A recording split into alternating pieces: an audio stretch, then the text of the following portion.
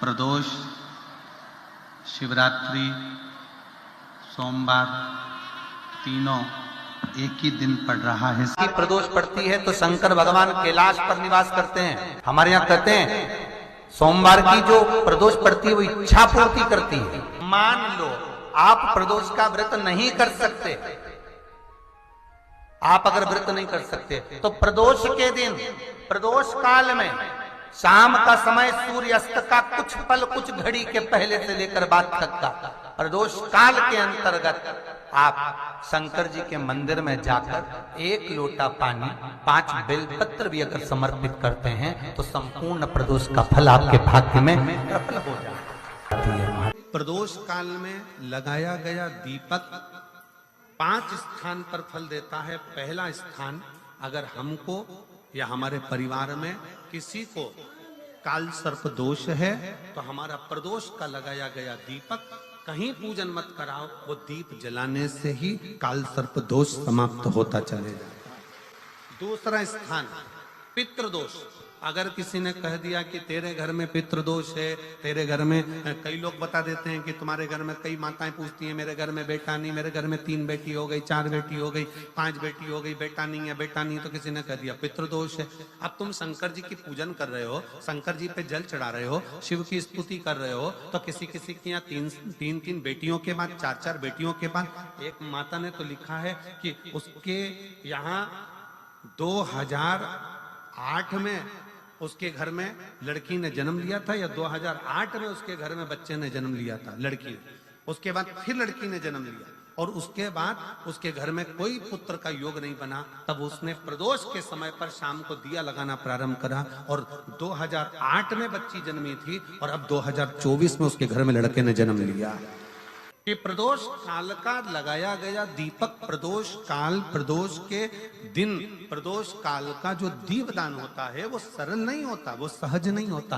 5 स्थान की पूर्ति करता है। पहला स्थान किस चीज के लिए? काल सर्पदोष के लिए। दूसरा पितृदोष। कैसा भी तुम्हें कोई पितृदोष बता दे, कितना भी तुमसे कोई कह दे कि तेरे घर में पितृ का दोष है, तेरे घर में ये दोष है, अगर आप प्रदोष के दिन, प्रदोष काल में अर्थात सूर्य अस्त के समय के 2:45 तक का जो समय होता है, 2 घंटे के समय का, उसके अंतर्गत अगर आप प्रदोष काल के समय में भगवान शंकर को दीप लगाने के लिए अगर पहुंचे हो तो वो आपको फल देगा ही, पितृदोष का निवारण होगा ही। चाहे तुम कुछ करो चाहे मत करो, वो पितृ की शांति करा दे। दूसरे नंबर पर है पितृदोष। तीसरे नंबर पर है वास्तु दोष। हमारे घर का, अब एक बहुत सावधानी से श्रवण करने वाला विषय है, वंश की वृद्धि नहीं है। 30 वर्ष शादी के हो गए, 40 वर्ष शादी के हो गए और औलाद है ही नहीं। डॉक्टर ने भी हाथ ऊंचे कर दिए, टेस्ट पे भी करवाया, IVF करवाया, सब कुछ तुमने करवा लिया, तो भी औलाद नहीं है। तब आखिरी में एक काम चालू करो, प्रदोष का दिन दोनों पति पत्नी व्रत चालू कर दो प्रदोष का, और प्रदोष काल में शाम के समय जाकर एक ही दिए में 2 लंबी बाती जानते हो ना, रुई की लंबी कपास की बाती 2, और दोनों बाती एक ही दिए में रखकर पति पत्नी दोनों उसको प्रज्वलित करना प्रारंभ करें, बाबा संतान देकर ही रहेगा। औलाद दीप की जो बाती में अंतर आ जाता है, एक गोल बाती में और लंबी बाती में अंतर आता है, बहुत अंतर आता है। पितरों के लिए गोल बाती का प्रयोग बहुत कम होता है महाराज। देवी जी के लिए, माता रानी के लिए, जगत जननी के लिए गोल बाती का प्रयोग बहुत कम होता है महाराज, ध्यान रखिएगा। एक पितृ के लिए, एक जगत जननी जगदम्बा दुर्गा भवानी के लिए गोल बाती का प्रयोग कम होता है, लंबी बाती का प्रयोग ज्यादा। क्यों? क्योंकि हमारे घर की कुल देवी और हमारे घर के पितर हमारे वंश की वृद्धि करें, इसलिए लंबी बाती रखी जाती है, जिससे हमारा वंश बहुत लंबा चले, बहुत उन्नति की ओर बढ़े, इसलिए लंबी बाती। शिव महापुराण की कथा कहती है 5 जगह पर हमारा जलाया गया एक दीप जो प्रदोष के दिन, प्रदोष काल में लगाया जाता है, 5 जगह पर भारी पड़ता है। पहले नंबर पर, जम के बोलते जाओ, काल सर्पदोष। दूसरे नंबर पर पितृदोष। तीसरे नंबर पर घर का वास्तु दोष। हमारे घर में कितना भी वास्तु दोष है, कोई ने कह दिया यहाँ बाथरूम नहीं बनना थी, यहाँ पर शौचालय नहीं बनना था, यहाँ सीढ़ी नहीं बनना थी, वो सीढ़ी वहां बनना थी, ये सीढ़ी वहां बनना थी। तुम पूरा घर तुड़वा के देख लो, उसके बाद में जैसा वास्तु वाले हैं वैसा करा कर देख लो, उसके बाद भी तुमको शांति नहीं मिले तो समझ लेना कि तुम्हारे घर में अब वास्तु दोष तो तुमने दिखाकर समाप्त कर लिया, फिर भी वो समाप्त नहीं हो रहा, तो प्रदोष काल का लगाया गया प्रदोष के समय का दिया आखिरी में वास्तु दोष को भी समाप्त कर देता है और उसमें भी फल प्रदान करता है। काल सर्प दोष, पितृदोष, वास्तु दोष। चौथे नंबर पर 1 रुपया कमाया, 1.25 रुपये खर्च हुआ, पैसा आया गया। ये चौथे नंबर का व्यापार में थोड़े दिन दुकान अच्छी चली, थोड़े दिन बैठ गए, थोड़े दिन काम चला, थोड़े दिन बैठ गए, गाड़ी चली थोड़े दिन फिर बैठ गए, अर्थात हमारी फैक्ट्री थोड़े दिन चली फिर बैठ गए, कहीं ना कहीं तकलीफ, थोड़े दिन खाते थोड़े दिन रोते वाला चल रहा है। तो प्रदोष काल का प्रदोष के समय का दिया इस दुख को समाप्त कर कर रेगुलर एक जैसी सांझी, एक जैसी लक्ष्मी की वृद्धि करते चले गए प्रदोष। और 5वें नंबर का प्रदोष काल का दिया, प्रदोष समय का दिया 5वें नंबर पर रोग का निवारण। रोग निवारण, ये 5 स्थान जो बताए गए हैं प्रदोष काल के दिन, प्रदोष के दिन दीप प्रज्वलन के। प्रदोष व्रत का इतना महत्व है महाराज। ये प्रदोष व्रत होता क्या है, प्रदोष व्रत का महत्व क्या है? शिव महापुराण की कथा कहती है शंकर भगवान का प्रदोष का व्रत, अर्थात चंद्रदेव को जो क्षय रोग हो गया, बीमार पड़ गए, शरीर गलकर नीचे गिरने लगा, तब देव ऋषि नारद ने भगवान चंद्र को शंकर भगवान के पूजन का विधान बताया और पूजन करते करते त्रयोदशी तिथि आ गई। जिस त्रयोदशी के दिन चंद्रदेव ने सुबह से शाम तक कुछ नहीं खाया। शाम के समय सूर्य अस्त के पहले चंद्रदेव ने स्नान किया, श्वेत वस्त्र धारण करे और श्वेत वस्त्र धारण कर कर चंद्रदेव शंकर के शिवलिंग की पूजन करने बैठ गए। शंकर भगवान के शिवलिंग की पूजन जब चंद्रदेव ने करी, हाथ में अक्षत लेकर चंद्रदेव ने शंकर को समर्पित करे, ओम उमापति नमः कहकर जब चंद्रदेव ने शिव को समर्पित करे, भगवान शंकर त्रयोदशी के दिन प्रदोष समय में, प्रदोष काल में प्रकट हो गए और प्रकट होकर बोले, ऐ चंद्र, तुमने आज मेरा अनुरोधन किया है, आज मेरा स्मरण किया है, जाओ आज त्रयोदशी के दिन प्रदोष काल में मैं तुम्हारे शरीर को स्वस्थ करता हूं। तब से ये प्रदोष व्रत प्रारंभ हुआ है महाराज। किसने करा है प्रदोष व्रत? भगवान विष्णु ने करा था। जब घोड़े का मुंह लगा, हयग्रीव अवतार, लक्ष्मी जी हंस दी थी तो घोड़े का मुंह भगवान विष्णु का लगा, तब भगवान विष्णु ने प्रदोष व्रत करा था। भगवान प्रदोष व्रत 11, 26 अवश्य करना चाहिए, या तो 11 करो या 26 करो, करना चाहिए। प्रदोष कोई साधारण सा व्रत नहीं है, प्रदोष कोई निम्नता व्रत नहीं है, सहजता का। एक एक प्रदोष का महत्व शास्त्र वर्णन करता, शिव महापुराण कहती है एक एक प्रदोष का महत्व, एक एक प्रदोष। सोमवार की अगर प्रदोष पड़ती है, बहुत ध्यान से सुनना महाराज, सोमवार की प्रदोष पड़ती है तो शंकर भगवान कैलाश पर निवास करते हैं। मंगलवार की प्रदोष पड़ती है तो शिव काशी में निवास करते हैं। बुधवार की प्रदोष पड़ती है तो शिव रजत भवन में निवास करते हैं। गुरुवार की प्रदोष पड़ती है तो शिव गंगा के स्थल पर निवास करते हैं। शुक्रवार की अगर प्रदोष पड़ती है तो शिव नीलकंठ पर विराजमान होते हैं। शनिवार की अगर प्रदोष पड़ती है तो शिव शमी के वृक्ष के नीचे रहते हैं। और रविवार की जब प्रदोष पड़ती है तो शिव बेलपत्र के पेड़ के नीचे निवास करते हैं।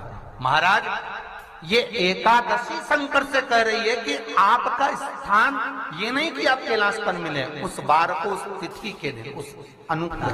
हमारे यहाँ कहते हैं सोमवार की जो प्रदोष पड़ती है वो इच्छा पूर्ति करती है, मंगलवार की प्रदोष रोग से मुक्ति देती है, बुधवार की प्रदोष कामना की पूर्ति करती है, गुरुवार की प्रदोष शत्रुओं का नाश करती है, शुक्रवार की प्रदोष सुख और शांति देती है, शनिवार की प्रदोष संतान का सुख देती है, और रविवार की प्रदोष जो काम दुनिया में कोई नहीं कर सकता वो अचूक फल की प्राप्ति रविवार की प्रदोष करा देती है। महाराज ऐसी प्रदोषों का नियम वर्णन किया चाहिए। भगवान कहते ठीक है तू थोड़ी देर खड़ी हो। एकादशी सम्मुख खड़ी हुई, पार्वती जी ने जिस अंगुष्ठ का जल पीने के लिए लिया था हाथ में, बस पीने ही वाली थी, शंकर भगवान ने वही हाथ में जल लेकर एकादशी के हाथ में उसको देकर कहा ले, ये मेरे द्वारा निर्मित एक व्रत है जिसे त्रयोदशी के दिन तूने मांगा है, मैं तुझे देता हूँ।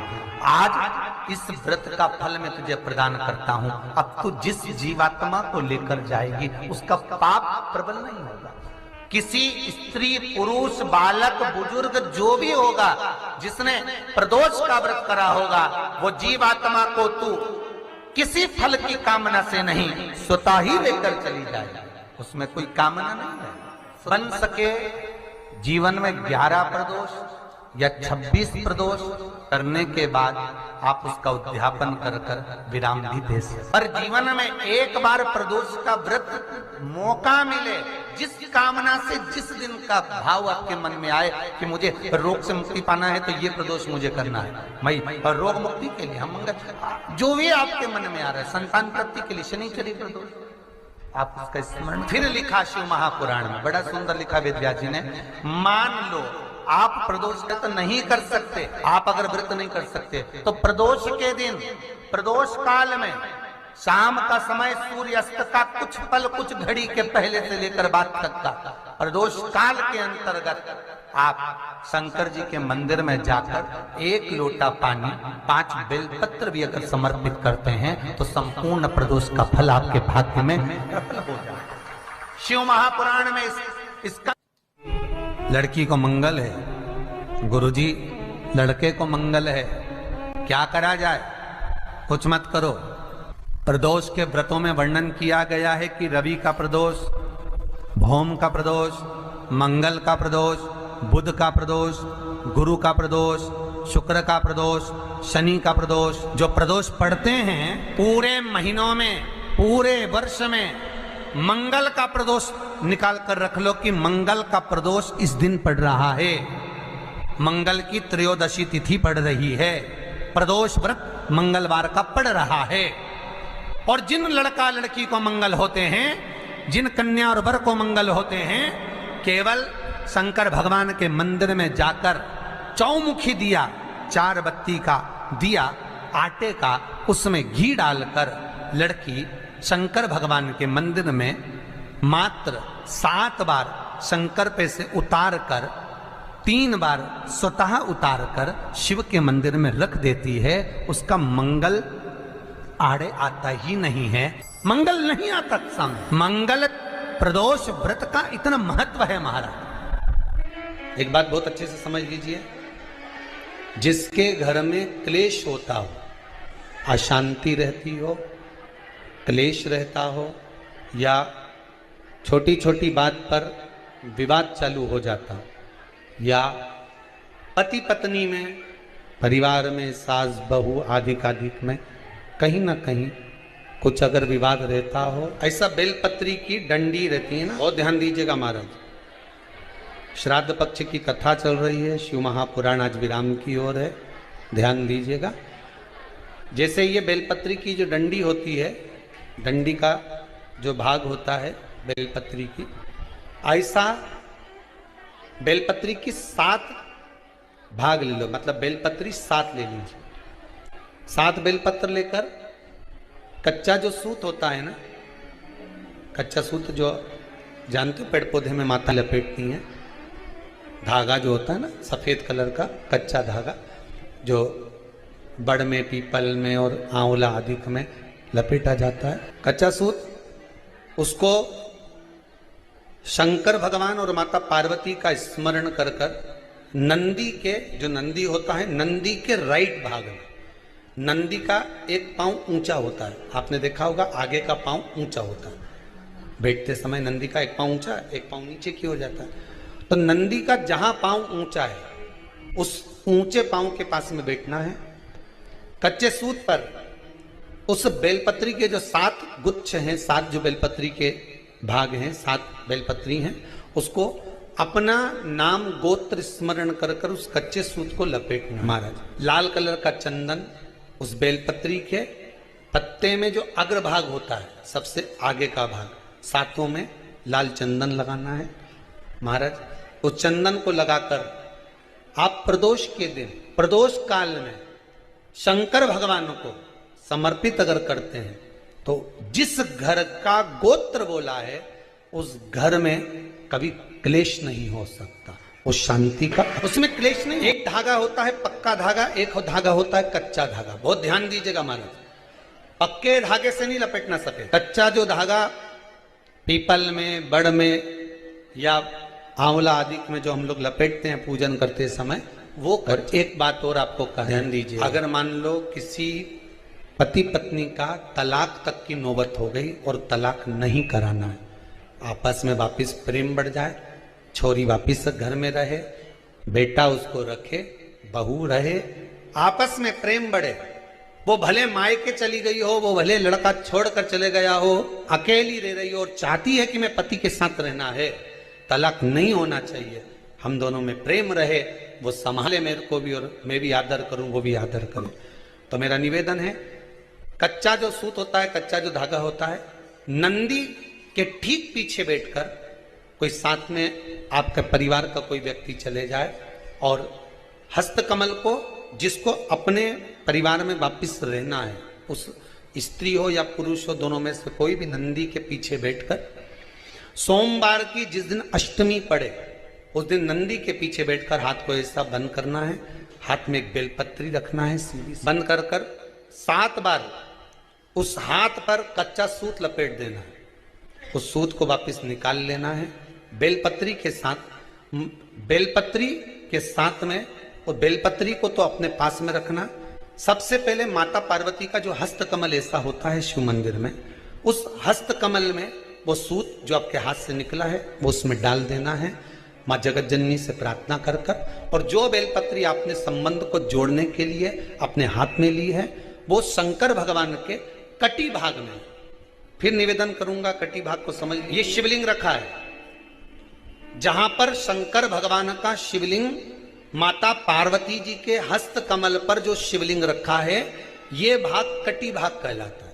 इस जगह पर जहां शंकर और पार्वती का मिलन हुआ है, उस जगह पर उस बेलपत्री को रख देना है। महाराज ज्यादा से ज्यादा 3-4 महीने लगते हैं, दोनों में वापिस प्रेम बढ़ जाता है, दोनों एक हो जाते हैं। तलाक तक बात चल भी रही हो तो वो तलाक समाप्त हो जाता है, प्रेम, करुणा, आसक्ति, स्नेह बढ़ जाता है। संबंध टूटने की कतार पर एक बार माता पार्वती को समर्पित तो करो अपना संबंध कि मां अब तुझे नहीं भाना, माना मैंने अपशब्द कह दिया होगा, माना मेरी गलती होगी, थोड़ी गलती उनकी भी होगी, पर दोनों की गलती है माँ, अब इस संबंध को तुझे निभाना। जब कच्चा सूत माता के हाथ में रखो तब माता को विनती करना, इस संबंध की डोरी अब तेरे को दे दी, दीन बंधु दीनानाथ मेरी डोरी, अब ये डोरी मैंने तुमको दे दी, अब ये संबंध आपको निभाना। एक प्रयोग जरूर कर कर देखना, जिस दिन घर में क्लेश हो रहा हो, भाइयों में आपस में झगड़ा हो रहा हो, देवरानी जेठानी में झगड़ा हो रहा हो, सास बहू में झगड़ा हो रहा हो और शांति हो ही नहीं रही,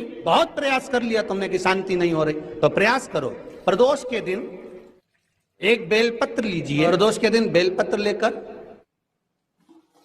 अपना जो परिंडा होता है, परिंडा जानते हो, मटका, हंडा, जहां पानी भरते हो, पितरों का स्थान, उस परिंडे को बेलपत्र छुआकर उस बेलपत्र को शंकर भगवान के ऊपर जो जलाधारी होती है, उस जलाधारी में इस डंडी को अपने घर का नाम गोत्र बोलकर उसको डाल दिया जाता है। 1 लोटे पानी में थोड़ा सा शहद मिलाकर उस जलाधारी में भगवान शंकर का भृंगेश्वर नाम लेकर चढ़ा दिया जाता है। शिव जी को चढ़ाया हुआ जल उस बेलपत्र को चढ़ाकर आ जाइए, कितना भी तेज झगड़ा हो रहा होगा, मात्र 10 मिनट के अंदर एकदम शांत हो जाता है, झगड़ा रह ही नहीं पाता। इतना भी झगड़ा हो रहा, मात्र 10 मिनट, 15 मिनट से ज्यादा नहीं टिक सकता। अगर खाओगे शंकर जी के मंदिर की तो मुख में जीवान छार छार हो जाती है, बोलो सही। प्रतिदिन बेलपत्र खाओगे शंकर मंदिर की तो मुख में कई बार छाले भी पड़ जाते हैं। सत्य है कि गलत? शिव महापुराण की कथा कहती है अति सर्वस्व वर्जते। आपको अगर बेलपत्र खाना है हफ्ते में 2 खाओ, हफ्ते में 3 खाओ। मुंह में अगर छार छार हो रहा है, छाले पड़ रहे हैं, तो बेलपत्र को, शिवजी की चढ़ी हुई बेलपत्र को सुखाकर चूरा बनाकर इतनी सी चुटकी भर खा लिए, पानी पी। लीवर गड़बड़ हो गया है, डायलिसिस चल रहा है, किडनी गड़बड़ हो गई है, डॉक्टर बोल रहा है कि डायलिसिस करवाना पड़ेगा, तो बेलपत्री के पीछे की जो डांट है इसको आप लोग तोड़ के फेंक देते हो। वो बेलपत्री के पीछे की जो डांट है ब्रह्मा विष्णु महेश। समझ में आ रहा है आप लोगों को? बीच में जो डंडी दिख रही है आपको, इसके बीच में बड़ी पत्ती और 2 पत्ती के बीच में जो खाली जगह है, ये खाली जो डंडी है, इसमें 33 कोटि देवी देवताओं का स्थान। इसका स्थान है 33 कोटि देवी देवता। इसलिए बेलपत्र चढ़ाते समय बेलपत्र को इस जगह से पकड़कर समर्पित किया जाता है कि 33 कोटि देवी देवताओं का स्पर्श कर कर, ब्रह्मा विष्णु महेश का स्पर्श कर कर चढ़ाया जाता है। बेलपत्री के नीचे की जो डंडी होती है, ये 2 पत्ती से लेकर नीचे का जो भाग होता है, ये स्कंद पुराण कहती है इसमें 64 योगनियां और मेरी माता पार्वती का संपूर्ण जितनी शक्तियां हैं वो सारी शक्तियां इस डंडी के अंदर विराजमान होती हैं। इस डंडी के पीछे एक गोखरू होता है जिसको माताएं तोड़ देती हैं। वो जो टूटा हुआ गोखरू रहता है उसमें भगवान शंकर के प्रत्येक गण का भाव। इनका काम क्या रहता है? जब शरीर में किसी व्यक्ति के जीवन में जब दुख तकलीफ या रोग बढ़ता है तो वो गोखरू जो नीचे का रहता है, वो टूटा हुआ गोखरू अशोक सुंदरी वाली जगह पर चढ़ाकर हफ्ते में 2 बार उसको चबा चबा कर अगर खा लिया जाए तो डायलिसिस की जरूरत नहीं पड़ती, डायलिसिस छूट जाता है। लीवर और किडनी काम करना प्रारंभ। और अच्छे से सुन लेना, अभी की अभी घर जाकर शुगर की जांच करना। शुगर कितनी भी हाई जा रही होगी, बेलपत्री के नीचे का गोखरू टूटा हुआ अशोक सुंदरी पर चढ़ाकर खाकर 5 से 7 मिनट मुंह में रख लीजिए और उसके बाद शुगर की जांच कर लीजिए, शुगर लेवल में मिलना प्रारंभ। बेलपत्री का जो सुख है वो जीवन का आनंद। श्री शिवाय नमस्तुभ्यम, श्री शिवाय नमस्तुभ्यम, हर हर महादेव। तो यह उपाय आप प्रदोष व्रत के दिन जरूर करें। इस उपाय को करने से होगी हर मनोकामना पूरी। तो आप लोग यह उपाय करने से देखिए क्या क्या होता है। श्री शिवाय नमस्तुभ्यम, श्री शिवाय नमस्तुभ्यम, हर हर महादेव।